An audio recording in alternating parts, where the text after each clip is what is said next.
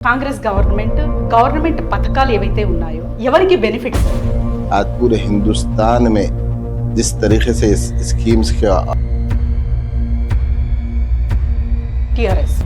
BRS government पूरा लूट ली, तो जब लूटे तो हमको आके मालूम हमारी नीयत देने की है, हम दे रहे हैं। उसके बाद मैडम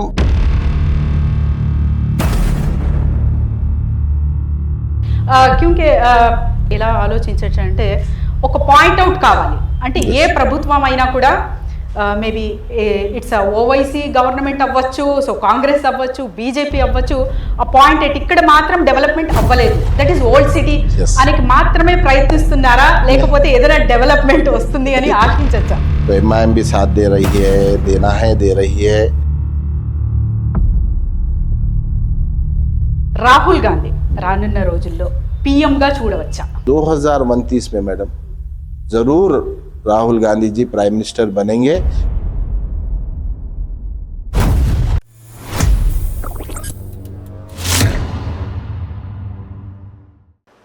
నమస్తే, వెల్కమ్ టు తక్ష్ మీడియా. నేను మీ జవేరియా. జనం కోసం జనంతో తక్ష్ మీడియా ప్రోగ్రామ్కి స్వాగతం, సుస్వాగతం. మనతో పాటు ఉన్నారు former MLA candidate, AICC member, all India Kisan Congress state convener, all India Bharat Jodo general secretary Syed Sami garu and ఆయన కుమారులు Ikigai Art of Living CEO mister Jain. Namaste sir. Namaste sir. Welcome to Taksh media sir. First of all thank you so much for accepting our welcome.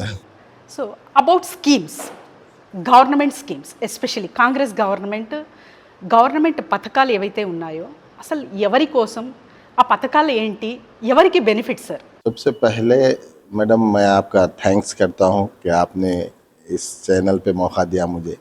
आज हम जो Congress government 2023 के बाद आने के बाद जो स्कीम्स लाई है, आज पूरे हिंदुस्तान में जिस तरीके से इस स्कीम्स का आगाज़ है, पूरे कोई स्टेट में इतना काम नहीं हो रहा है जितना यहाँ हो रहा है। 4 करोड़ अवाम जिस तरीके से हर लिहाज से, किसी भी लिहाज से बेनिफिट हो रही है, चाहे महिला के लिए हो, महालक्ष्मी के ज़रिए बस फ्री है जिसमें सालाना 300 करोड़ रुपया, अब तक 2 साल में 617 करोड़ रुपया ये सीधे अवाम के जेब में बचा। जैसा कि आप देखते हैं कि बस के जाने के लिए आपको अपना पैसे पैसे देना पड़ता, ये पैसा सिर्फ डायरेक्ट पब्लिक के लिए, इसमें किसी का कोई एजेंट नहीं है। तो कांग्रेस का, रेवंत रेड्डी साहब का यही एम था कि ये बीच में कोई लोग नहीं रहना, कि जितने भी बीआरएस ने स्कीम्स निकाली थी इसमें पूरे बीच में कई लोग इन्वॉल्वमेंट थे, जो मिडिल मैन, उनको कमीशन मिलता था। जैसा कि आप ये कोई ईद के लिए कपड़े दिए, किसी को कॉन्ट्रैक्ट दिए, वो कॉन्ट्रैक्ट में जो है सो वो अपना कमीशन निकाल कर वो करा। ये स्कीम जो कांग्रेस गवर्नमेंट निकाली उसका मंशा यही है कि डायरेक्ट अवाम को बेनिफिट हो, इसके अंदर किसी का कोई इन्वॉल्वमेंट ना हो। तो आज कांग्रेस गवर्नमेंट जिस तरीके से महिलाओं के लिए बस फ्री का वादा किए थे, वो बस फ्री के लिए 617 करोड़ रुपया, ये 617 करोड़ पूरे 4 करोड़ अवाम के जेब में बचा मैडम, डायरेक्ट। सो एग्जाम्पल, कोई एक यहाँ से करीमनगर जाता है, नलगुंडा जाता है, 200 रुपये का टिकट होता, 200 रुपये डायरेक्ट पॉकेट में बच गया ना उसके। 2 लेडी, एक फैमिली का सपोर्ट जा रहा है, 400 रुपये उसके जेब में बच गया। इस तरीके से बेनिफिट। फिर 500 rupees gas cylinder. Sir it's a good thing sir. అవి जो भी है అంటే 7 సీటర్స్ ఎవరైతే ఆటో డ్రైవర్స్ ఉన్నారో వాళ్ళ కంప్లైంట్ ఏంటంటే, ఆటో డ్రైవర్స్ ఎస్పెషలీ 7 సీటర్స్కి అయితే ఓలా ఊబర్ ఉంది కదా, తో కనెక్షన్ మాకు ఉండదు, డైరెక్ట్ ప్యాసింజర్స్ వస్తారు, ఈ బస్సు ఫ్రీ అవ్వడం వల్ల మాకు సరిగ్గా బిజినెస్ నడవట్లేదు. So what about that? They are asking about personal app sir. So they are very keen to about that. जो भी ओला हो, उबर हो, परसेंटेज ज़्यादा कट हो रहा, we need from government app, from the government అని అడుగుతున్నారు అన్నమాట. मतलब पैसे ज़्यादा कट हो जा रहा है ओला एबर में। हाँ मैडम, अभी वो लोग सर्विस दे रहे हैं, ओला एबर दे रहे हैं, तुमको जॉब्स, एक प्लेटफॉर्म तैयार करे वो लोग, तो उन लोग के लिए करें, उसके लिए गवर्नमेंट बात करेंगे, उसके अंदर कम करने का है कुछ भी तो गवर्नमेंट उस तरीके से ऑटो वालों के लिए भी काम करने के लिए कोशिश कर रहे हैं। उसी तरीके से हम वही तो ना मैडम, इनके लिए ऑटो वालों के लिए भी बात कर रहे हैं, इनके काम के लिए सोच रहे हैं। अब 500 रुपये गैस का स्कीम है मैडम, 2500 रुपये हर महिला के लिए काम कर रहे हैं। उसमें इसमें जो है सो जो बजट डाले हैं मैडम, इसके अंदर 500 रुपये गैस के लिए 3082 2004-2005 में 3082 करोड़ रुपया खर्च करे मैडम। हाँ, 3082 खर्च करे। रीइंबर्समेंट के लिए 1723 करोड़ रुपया, और बजट 2025 से 2026 अलॉट करे मैडम 4305 करोड़ रुपया। ये गवर्नमेंट इतना काम कर रही है sir, why it is not visible sir? Visible इसलिए नहीं हो रहा मैडम, थोड़ा सा ये हमारा ग्राउंड लेवल पे। अब हम लोग एक मीटिंग कमेटी बनाए हैं जो हम पूरे हमारे डिस्ट्रिक्ट लेवल पे डिस्ट्रिक्ट प्रेसिडेंट डाले हैं। अब यहाँ से प्रचार करने के लिए हम डोर टू डोर कैनवेसिंग कर रहे हैं। सोशल मीडिया को क्या करें मैडम, इन लोग हाइक कर लिए, वैसा कर लिए, मतलब सोशल मीडिया पे प्रोपेगेंडा कर रहे हैं बीआरएस गवर्नमेंट के वादे करे, वादे पूरे नहीं करे। वादे जितने वादे करे, सबसे पहले क्या हुआ मैडम, गवर्नमेंट जब बनाए तो हम वादे करें। वादे करने के बाद आके जब गवर्नमेंट में बैठे तो इन्होंने पूरा खर्जे में लुटपुट कर दिए मैडम, पूरा लूट लिए। बीआरएस गवर्नमेंट पूरा लूट लिए। तो जब लूटे तो हमको आके मालूम, हमारी नीयत देने की है, हम दे रहे हैं। उसके बाद मैडम इन्हों बीजेपी से अलायंस कर ले के अंदरूनी है होके कुछ भी गवर्नमेंट कैसा है, स्टेट गवर्नमेंट और सेंट्रल गवर्नमेंट का एक रिलेशन होता कि स्टेट के डेवलपमेंट के लिए सेंट्रल गवर्नमेंट पेमेंट पैसे देना पड़ता, जो भी वो रूल्स रेगुलेशन जैसे भी है फंड्स होना पड़ता। उसमें इन्हों क्या कर रहे हैं, वहाँ पर रुका रहे, हमको बार बार वहाँ जाना पड़ता। अपना वहाँ पर बोल रहे नहीं, इनको रोको, इनकी गवर्नमेंट को हम गिराने की कोशिश करेंगे। इस तरीके से शतरंज की चाल चलते रहे। तो इस तरीके से करके पूरे आप हमको वो करे तो गवर्नमेंट, कांग्रेस गवर्नमेंट वादा करी देने के लिए पूरी तैयारी से काम कर रही है, और उसके लिए काम तो खर्चे में करे। 1 लाख करोड़ रुपया खर्चे लूट लिए मैडम कलेश्वरम प्रोजेक्ट में, पूरे रिपोर्ट है। गवर्नर के पास जो है सो फाइल है आपके वो करने के लिए, इनके ऊपर केस करने के लिए, मगर वो केस के लिए गवर्नर जो है सो ऑर्डर नहीं दिए 6 महीने। क्या बात है भाई, एक आदमी पे करप्शन। ऐसा नहीं है कि मैडम कोई मैं बोल रहा हूँ कि आपके ऊपर करप्शन किया है कि ऐसा मुंह जबानी नहीं, गवर्नमेंट का काम है ये। एक पूरी कमेटी बनाई गई जिसमें रिटायर्ड जज है, वो लोग पूरी एक दिए कि भाई ये रिपोर्ट है, ये इतना करप्शन करे, इतना ये गलत काम करे, ये करे। तो उसके बाद ये नहीं मिला, तो इनके ये बीजेपी सेंस है तो वहाँ से फंडिंग को रोक रहे हैं। तो उसके बावजूद कांग्रेस गवर्नमेंट पूरे स्कीम्स दे रही है, पूरे स्कीम दे रही है। और स्कीम भी ऐसे नहीं कि मैडम कि लोगों को किसी और को, बाहर वाले को फायदा हो, सिर्फ फायदा अवाम को हो, किसी बीच में मंचोला ना हो, किसी बीच में कोई आदमी एजेंट ना हो। ये कांग्रेस गवर्नमेंट का मंशा है और कांग्रेस गवर्नमेंट इस पे काम कर रही है। जैसा कि रैतू भरोसा है मैडम, रैतू भरोसा में 2 पीक होते मैडम, उसमें एकड़ को 4000 रुपये, एकड़ को 4000 रुपये वो पेमेंट कांग्रेस गवर्नमेंट दे रही है, वो गवर्नमेंट दे रही है। ఇది ప్రజలకు అంటే ఎస్పెషల్లీ फार्मर्स की అందుతుందా सर? रीच शो कर रहे हैं मैडम, ऑलरेडी हो रहा है। थोड़े लोगों में आज जिसको बेनिफिट हो रहा है उनको तो मालूम है, मगर सोशल मीडिया पे नहीं हो रहा है। हाँ, व्हाई इट्स लैकिंग? ये सोशल मीडिया का थोड़ा सा उसमें वो हो रहा है, उस पर हम लोग करने वाले हैं। हम लोग स्पोक पर्सन की एक टीम बना रहे हैं। किसान कांग्रेस में हमने डिस्ट्रिक्ट वाइज पूरी कमेटी बनाई है कि डिस्ट्रिक्ट वाइज में पूरे हमारे सोशल मीडिया की एक टीम तैयार कर रहे हैं। वो किसानों को जाके जिसको जिसको बेनिफिट हुआ है और किसको क्या कुछ प्रॉब्लम है क्या, वो पूरी रिपोर्ट लेके वो हमको देते हैं, हम ले जाके सीएम साहब तक पहुंचाते हैं। उसके कंडेंस में काम करने के लिए आगे बढ़ रहे हैं। तो इस तरीके से काम हुआ मैडम। तो ये रैतू भरोसा में 4000 रुपये साल में 2 बार गवर्नमेंट दे रही है। इसमें जो है सो 15,000 करोड़ रुपया खर्चा माफ़ी करे मैडम, 15,000 करोड़ रुपये। जो 2 लाख के अंदर तक का खर्चा था ना, उसमें 15,000 करोड़ रुपया अलॉट करे। అంటే 2 లక్షల కన్నా తక్కువ లోన్ ఉన్న వాళ్ళకి మాఫీ చేశారంటున్నారు Congress government. Yes sir. 15,000 crore रुपया उसके लिए दिए मैडम. तो ये अभी इसको बढ़ाकर जो सब 2005 में 18,000 करोड़ होने वाला है मैडम, 2025 से 2026 में. तो इस तरीके से कांग्रेस गवर्नमेंट बिल्कुल हर लिहाज से, चाहे वो माइनॉरिटीज़ का मसला हो, दलित का हो, इंटीग्रेट स्कूल डाल रहे हैं मैडम.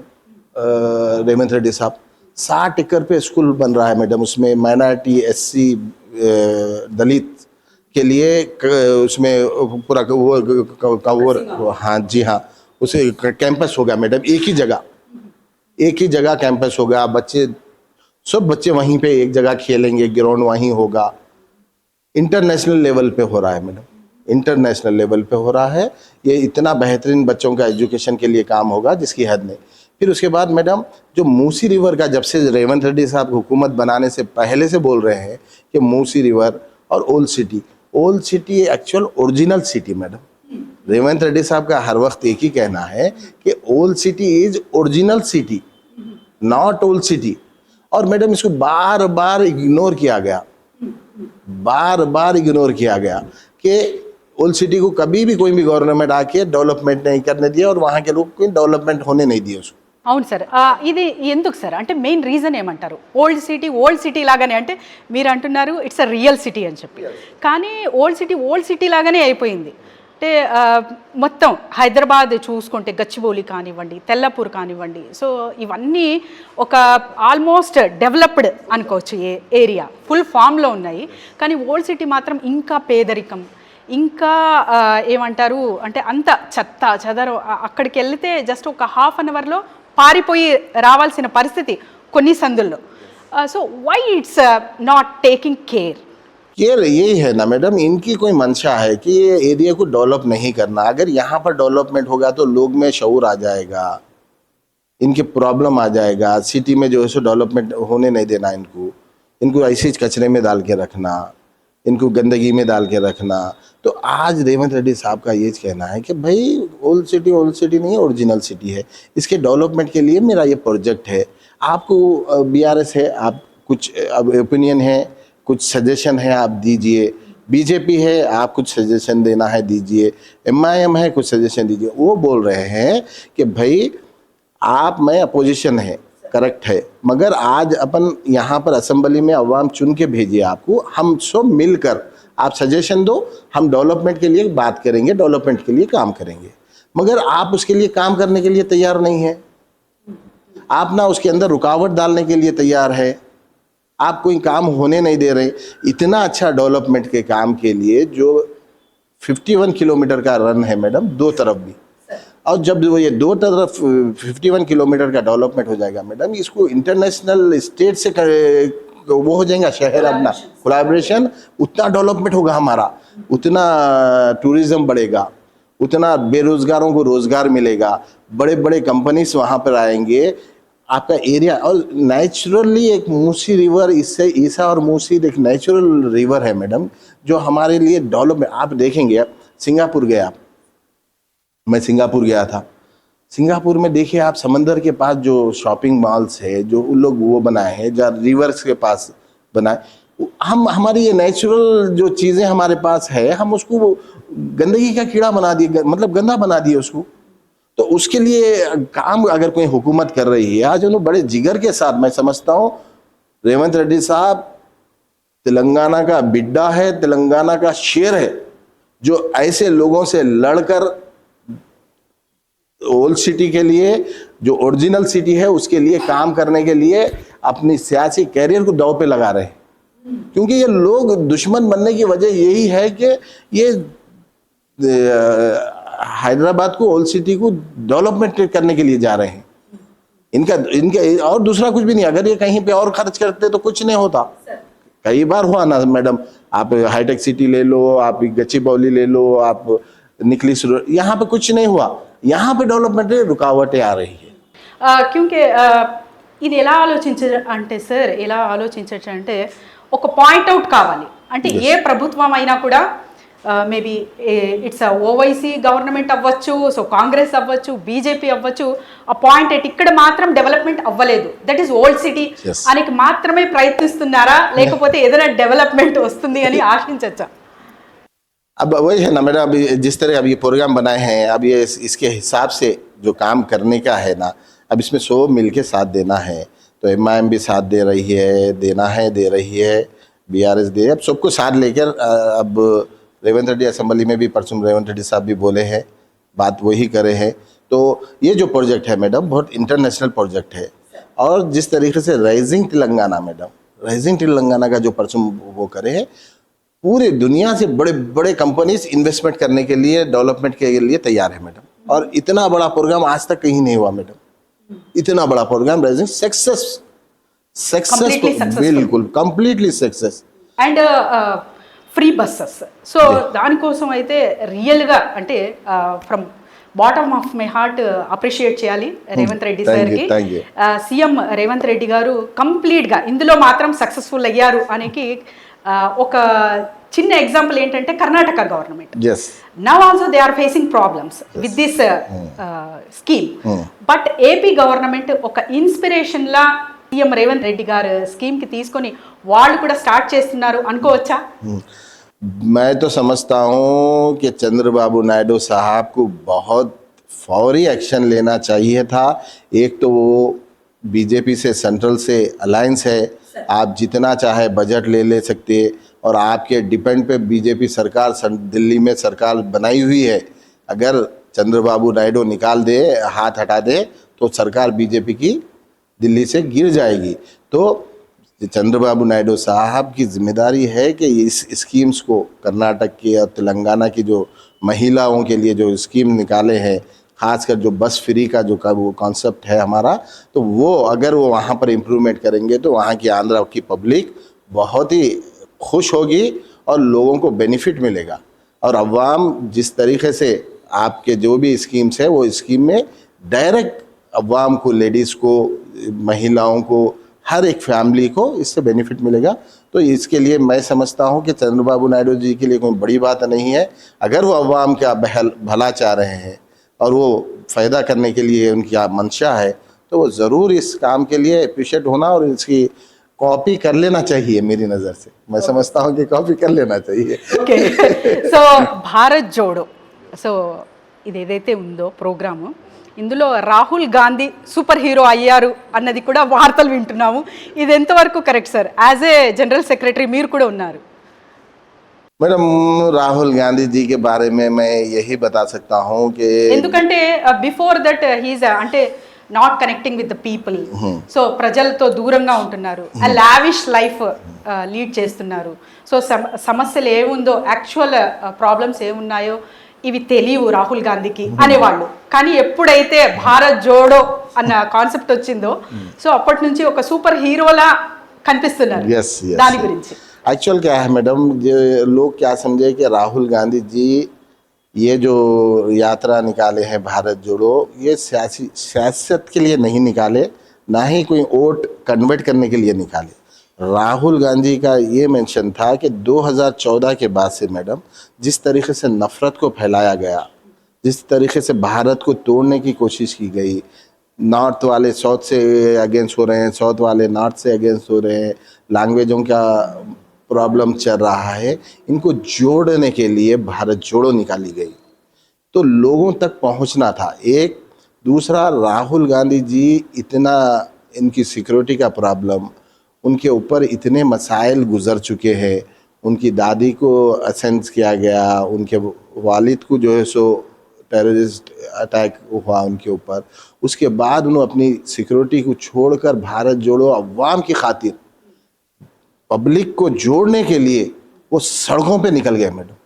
वो सड़कों पे निकल के पूरे लोगों को 3600 किलोमीटर, तकरीबन 4000 किलोमीटर पैदल, सर्दियों के टाइम पे मैडम, ऐसी सर्दी जिसमें सिर्फ टी शर्ट पहन के, हम जब भारत जोड़ो में रहते थे मैडम, 5 बजे उठ के रेडी रहते थे मैडम। वो 5 o'clock AM को रेडी, पूरे लोगों से आके मिलना, सबको वो करना, ऐसे मतलब इतनी सादगी, मैं समझता हूँ मैडम, दुनिया में इतना काबिल आदमी, इतना सेंसिबल आदमी और इतना अवाम की मोहब्बत रखने वाला आदमी नहीं है मैडम। राहुल गांधी जी जिस तरीके से अवाम से मोहब्बत करते हैं और उनका जो जज्बा है, जिस तरह एक हाई फैमिली से ताल्लुक़ है ना मैडम, वो एग्जैक्ट आप हम ना अपन कभी बेसिक चीज़ें देखे हुए हैं, हम कभी तरकारी लेते हैं तो हम कभी वहाँ पर बार्गेनिंग कर लेते हैं, कभी हम रोड पे से जाते हैं तो कोई ऑटो वाला लड़ता तो वो भी देख लेते हैं। वो हाई प्रोफाइल लोग, फैमिली से ताल्लुक़ है, वो ये आम रूट पे लोगों से कनेक्ट करना, उनके चीज़ों को समझना, उनकी तकलीफ़ को समझना, उनके प्रॉब्लम्स क्या है, उनको क्या मसला है, तो उनकी चीज़ों को समझने के लिए वो भारत जोड़ो के लिए निकले थे। वो चीज़ को उन्होंने जोड़ने की कोशिश करके पूरे भारत जोड़ो को, आज वही काम हम ऑल इंडिया भारत जोड़ो के नाम से कर रहे हैं मैडम, कि हम पूरे भारत को जहाँ भी है, चाहे वो कौन से भी मज़हब का रहने दो, एक दूसरे को जोड़ना, एक दूसरे से की मोहब्बत रखना, उसके लिए काम कर रहे हैं मैडम। तो भारत जोड़ो का मकसद यही था मैडम कि भारत जोड़ो, और बहुत जब लोगों में भी बहुत बड़ा मुकाम बना और राहुल गांधी की एक इमेज उभर के आई कि लोग, क्योंकि लोग उनको एक मतलब एक बहुत समझते हैं एज ए रोल मॉडल की तरह भी यंगस्टर्स, स्पेशली यूथ तो वो एक आया मैडम, तो लोग बहुत सारे उनके फैन हुए और बहुत ही वो करे। आने वाला 2029 में मैं समझता हूँ राहुल गांधी प्राइम मिनिस्टर बनेंगे madam. Sir, when comes to opposition, so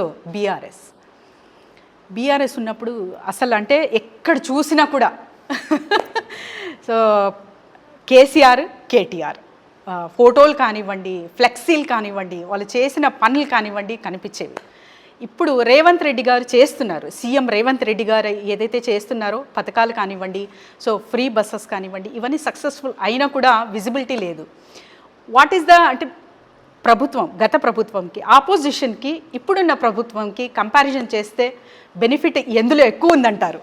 तो मैडम, जब वो विजिबल था और अब विजिबल नहीं है, इसकी वजह ये है कि मैडम वो जब सोशल मीडिया पे झूठ फैला रहे थे, वो पूरा टोटली काम नहीं कर रहे थे, झूठ बुझा रहे हैं। हम काम कर रहे हैं मगर हमारे पास झूठ नहीं है, हम सोशल मीडिया का सहारा लेके झूठ बता के लोगों को काम नहीं करके काम करे बोल के नहीं बता रहे हैं। हमारा मकसद यही है कि अवाम तक स्कीम पहुँचे, अवाम का बेनिफिट के लिए हम क्या कर सकते, हम फुल्ली तैयार हैं, क्लियरिटी। इनका काम ये था मैडम, इन्हों कुछ नहीं करते। सो एग्जाम्पल मैं मिसाल देता हूँ आपको, आपका फेस्टिवल्स होते थे, रमज़ान का फेस्टिवल हो, बदकम्मा का फेस्टिवल हो, तो इस फेस्टिवल में कपड़े बांटे मैडम, ये लोग कपड़े बांट कर मैडम इतना वो करे, नो बात बोलते केटीआर साहब बोलते कि केसीआर साहब थे तो आपको शादी में कपड़े, आप उसमें करप्शन कितना करे भाई।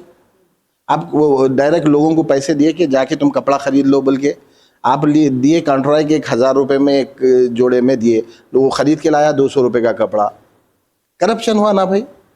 तो इस तरीके से झूठ मैडम, ऐसे चीज़ आप बताइए, 50 आदमी को भी नहीं मिला मैडम कपड़ा। आप किसी को सुने मैडम कि ये इतने लोगों को ये मतलब फंक्शंस में मिला, नहीं मिला।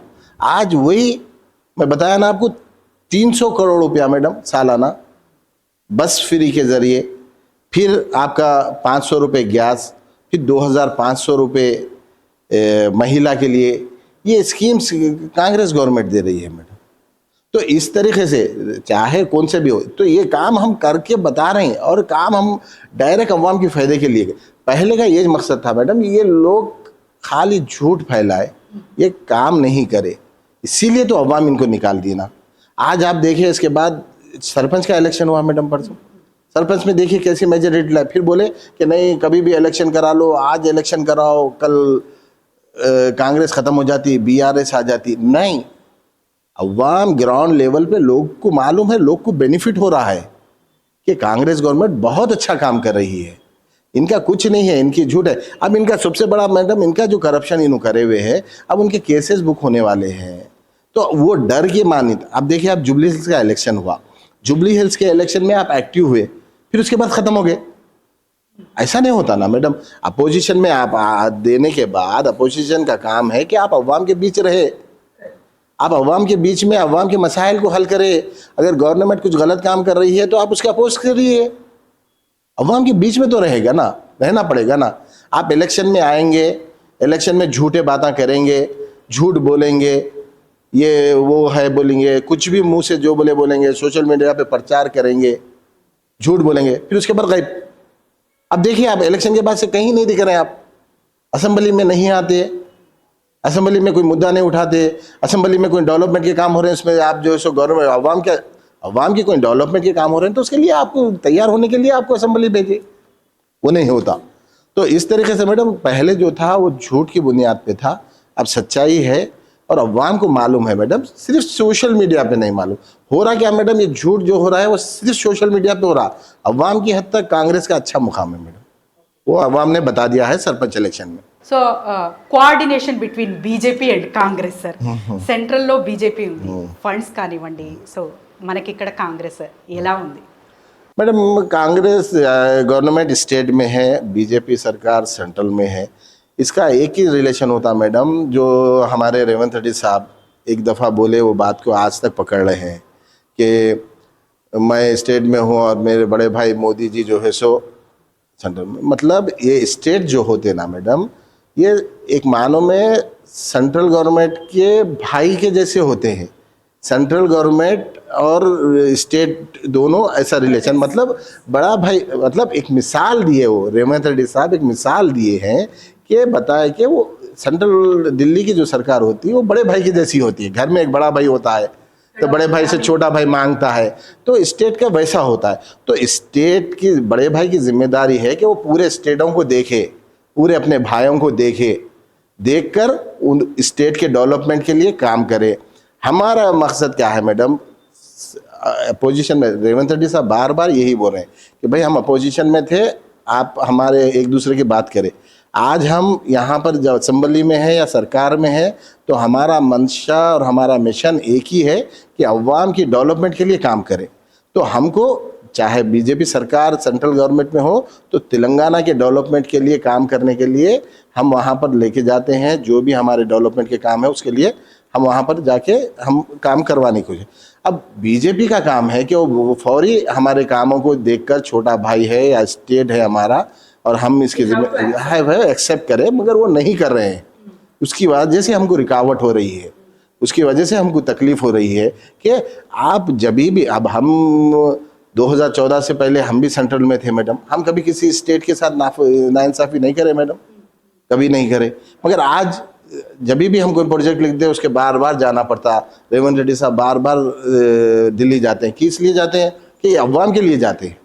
तो ये अवाम के लिए जब जाते हैं तो बीजेपी सरकार की भी जिम्मेदारी है कि वो फौरी अपने कामों की जिम्मेदारी देकर हमको बजट दे, हमारे डेवलप। ये आप क्या करते हैं, जो आपके अलायंस में हैं उनको बजट ज़्यादा देते हैं और हमारे स्टेट को कम देते हैं, ये एक प्रॉब्लम है मैडम। तो इसके लिए हम ऑलरेडी, हम तो हमारा काम तो हम करने का है ना मैडम, हम तो करने का है, हम तो करते रह रहे हैं। हम यही चाह रहे हैं कि हमको तेलंगाना को वर्ल्ड क्लास सिटी बनाना है, खासकर हैदराबाद को। रेवंत रेड्डी साहब का ये मिशन है मैडम। इसको इंडिया लेवल नहीं मैडम, पूरा वर्ल्ड लेवल, वर्ल्ड में ग्लोबल के उसमें जा रहा है। और आने वाले में आप, आने वाले 5 साल में आप देखेंगे हैदराबाद बहुत ही वर्ल्ड के टॉप सिटियों में इसका गिनती होगी madam. So final question sir, Rahul Gandhi రానున్న రోజుల్లో पीएम గా చూడవచ్చా? बिल्कुल मैडम, मैं समझता हूँ कि हिंदुस्तान नहीं बल्कि एक सियासी दायरे में या सियासी अखाड़े में पूरी दुनिया में मेरे जैसे, मैं समझता हूँ राहुल गांधी जी जैसे सोच, जैसी उनकी मैच्योरिटी और जिस तरीके से वो काम करने का अंदाज़ है और जिस तरीके से अवाम की तकलीफ़ को सुनने का, उनको समझने की जो उनकी एक एबिलिटी है मैडम, मतलब उनके अंदर हाँ वो बहुत ही ज़बरदस्त है।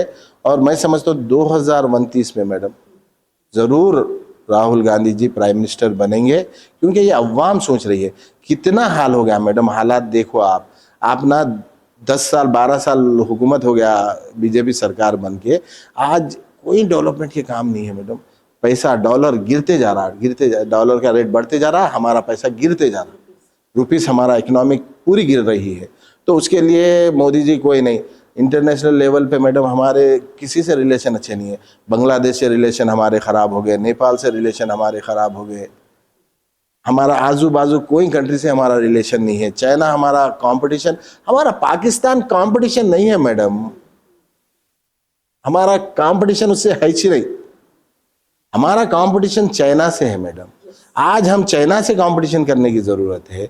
चाइना कहाँ जा रहा है, हमको उसके साथ चलना है, हम उसका कंपटीशन करना है। चाइना के साथ हमको कदम ब कदम बढ़ के हमको आगे बढ़ना है। हमको इसको पाकिस्तान को देखना भी नहीं है। ये छोटा सा बच्चा है, ये इसकी क्या वैल्यू है हमारे सामने बताइए आप। हिंदुस्तान 140 करोड़ की अवाम, ये 20-25 करोड़ का मुल्क, क्या बात करेंगे उसके बारे में। वो खुद गुर्बत में पड़ा हुआ है, उसके अंदर ही मसाइल पैदा हुए हैं। तो हमको उनसे कंपटीशन, हमको चाइना से कंपटीशन है मेरा। तो राहुल गांधी जी हर बार यही बोलते हैं कि मैं ये चाह रहा हूँ कि मेड इन चाइना नहीं, मेड इन इंडिया हो, मेड इन तेलंगाना हो, मेड इन उड़ीसा हो, मेड इन कर्नाटक हो, मेड इन, मतलब हर मैन्युफैक्चरिंग हमारे। तो आज चाइना क्यों है मैडम? चाइना इसीलिए चाइना है कि मैन्युफैक्चरिंग हर जगह मैडम, उसकी हर एक स्टेट में, उसकी हर लोकेलिटी में लोग मैन्युफैक्चरिंग में है। तो वही राहुल गांधी जी का भी वही है। तो हमारा कंपटीशन चाइना से है। तो इस तरीके से अगर ऐसी सोच वाले जब हुकूमत में आएंगे और राहुल गांधी जी अगर प्राइम मिनिस्टर बनेंगे, मैं समझता हूँ कि हमारा देश जिस तरीके से पहले से कहा जाता है कि ये सोने की चिड़िया है, तो वो फिर से सोने की चिड़िया बनाकर राहुल गांधी जी इंशाल्लाह बताएंगे हमको। ఓకే, సో చూసారు కదండి. సో సార్ అంటే ఉర్దూలో వివరించారు, నేను ఎక్స్ప్లెయిన్ చేస్తాను. సో పథకాలు ఏవైతే అమలులోకి వచ్చాయో, ఎస్పెషలీ డైరెక్ట్ ప్రజలు బెనిఫిట్ చెందుతున్నారు. సోషల్ మీడియా కానీ ప్రచారాలు కానీ తక్కువ అవుతున్నాయి, ఎందుకంటే వాళ్ళ బెనిఫిట్ ఇంపార్టెంట్, ప్రచారం కాదు అంటున్నారు. అండ్ ఎస్పెషలీ అంటే ఆ ఫ్రీ బస్ కంప్లీట్ సక్సెస్ఫుల్గా అయ్యింది తెలంగాణలో. That credit goes to CM Revanth Reddy అంటున్నారు సార్. ఇంకేంటంటే రాహుల్ గాంధీ పిఎం అవుతారా అని కూడా అడిగాను నేను. సో రాహుల్ గాంధీ ఖచ్చితంగా అవుతారు, ఎందుకంటే ఇప్పుడున్న ప్రజెంట్ గవర్నమెంట్ కంపీట్ చేస్తున్న ఏదైతే మనకు సరౌండింగ్స్లో స్టేట్స్ ఉన్నాయో ఆ కంట్రీస్ చాలా, అసలు పాకిస్తాన్ లెక్కలోనే లేదు, వాటితో ఆ దేశంతో ఏంటి కాంపిటీషన్ అని కూడా అన్నారు. And especially China manufacturing powerful కదా, సో మ్యానుఫ్యాక్చరింగ్ విషయంలో చాలా చాలా పవర్ఫుల్. అది మన ఇండియన్ సో బేస్ మీద, అంటే రకరకాలుగా ప్రాంతాలు వారుగా కూడా మనం made in Telangana, made in some other state, made in Karnataka ఇలా రావాలి. కానీ మ్యానుఫ్యాక్చరింగ్ ఎప్పుడైతే పవర్ఫుల్గా ఉంటుందో అప్పుడు ఆ స్టేట్ అభివృద్ధి చెందుతుంది. అలాంటిది మనం తేగలము అంటున్న రాహుల్ గాంధీ అని కూడా వివరించారు. అండ్ ఎస్పెషల్లీ అంటే ఇప్పుడున్న అపోజిషన్ ఏదైతే ఉందో, అపోజిషన్ పార్టీ షుడ్ వర్క్. అది జస్ట్ ప్రచారాల కోసమో లేకపోతే సోషల్ మీడియా కోసమో కాదు, నిజంగానే పని చేసి మనం పనిచేస్తున్న వాటికి అడ్డంగా రాకుండా వాళ్ళు కూడా మమ్మల్ని సపోర్ట్ చేస్తే ఇంకా ఈజీ అవుతుంది మా వర్క్ అని కూడా అంటున్నారు Syed Sami garu. Thank you sir, thank you so much. Thank you madam, thank you. Namaste. Interviews and promotions more update కోసం కింద స్క్రోల్ అవుతున్న నెంబర్కి కాంటాక్ట్ చేయండి.